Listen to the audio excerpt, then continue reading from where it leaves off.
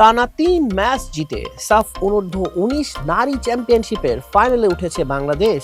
নেপালে অনুষ্ঠিত টুর্নামেন্টে দুর্দান্ত পারফরম্যান্সে লাল সবুজের মেয়েরা আবারও ফাইনালে লড়বে চিরপ্রতিদ্বন্দ্বী ভারতের বিপক্ষে।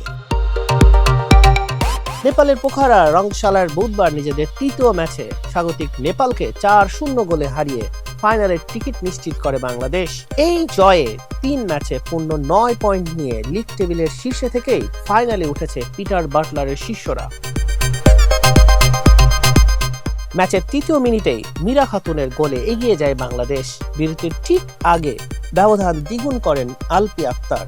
দ্বিতীয়ার্ধে নিজের দ্বিতীয় গোলটি করেন ৬৬ মিনিটে।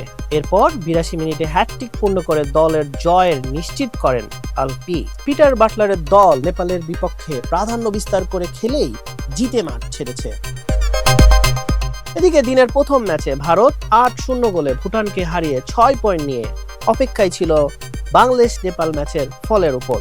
নেপাল বড় ব্যবধানে জিতলে ফাইনালের সমীকরণ বদলাতে পারত, তবে নেপালের হারে বাংলাদেশের সঙ্গে ভারতের ফাইনাল নিশ্চিত হয়ে যায়। এর আগে ঢাকায় অনুষ্ঠিত ২০২৪ সালের আসরের ফাইনালেও মুখোমুখি হয়েছিল বাংলাদেশ ও ভারত।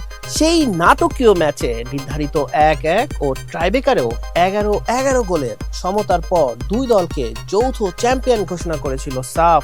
২ বছর পর আবারও ফাইনালের মুখোমুখি হচ্ছে দক্ষিণ এশিয়ার এই দুই পরাশক্তি দল।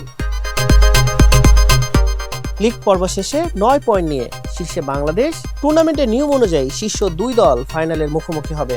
আগামী শনিবার বিকাল ৩টায় অনুষ্ঠিত হবে বহু প্রতীক্ষিত এই ফাইনাল ম্যাচ। এবার কি একক চ্যাম্পিয়ন হিসেবে শিরোপা ঘরে তুলতে পারবে বাংলাদেশের অনূর্ধ্ব নারী দল? হাসান শাহরিয়ার, মানব কণ্ঠ ডেস্ক।